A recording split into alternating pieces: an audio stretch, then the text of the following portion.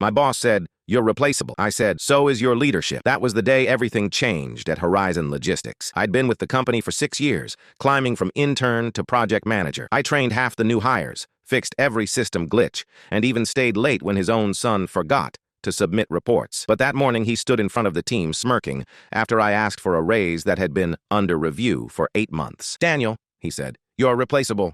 Don't act like this place can't run without you." The room went silent. I laughed, softly at first, then loud. "You're right," I said. "I am replaceable. So is your leadership." He froze, eyes narrowing like I'd crossed some sacred line. "Excuse me?" "You heard me," I said, calm but steady. "Good leadership earns loyalty. You demand it." The other employees looked shocked, but no one dared speak. He dismissed me with a wave. "Pack your things." So I did, without another word. But I didn't leave quiet. That night I drafted my resignation letter and attached a 40-page report I'd been keeping, detailing every internal error, lost contract, and shady accounting practice I'd been forced to cover for. I CC'd the board and the compliance department. The subject line read, "For the sake of leadership transparency." Then I logged off. 2 weeks later, I got a call from HR. "Daniel, just so you know, there's been restructuring." Translation, the boss was fired. The board found the missing invoices, fake vendor payments, and performance falsifications he'd buried. He tried to pin it on me until the timestamps on the emails proved I'd reported everything months ago. A few of my coworkers reached out privately. "They're offering interviews for internal promotion," one said. "You should come back." I thanked them, but I'd already started my own consulting firm, helping small businesses avoid exactly the kind of leadership rot I'd escaped. I started from my apartment with a beat-up laptop and one loyal client who believed in me. Within months, I had 5 contracts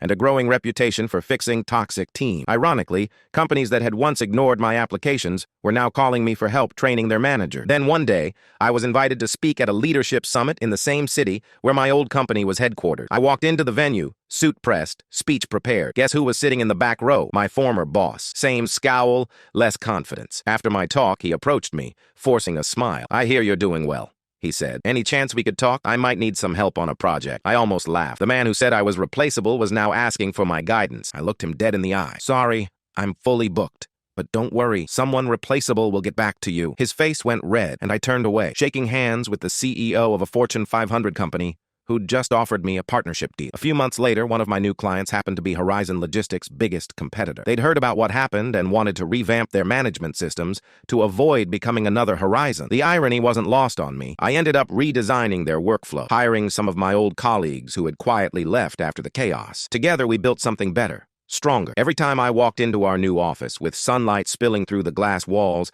and my name etched on the door, I remembered that smug grin and those 3 words, "You're replaceable." Turns out I was, but only because I replaced mediocrity with purpose. Sometimes karma doesn't roar. It just smiles quietly while you stand on the stage your old boss once claimed you'd never deserve.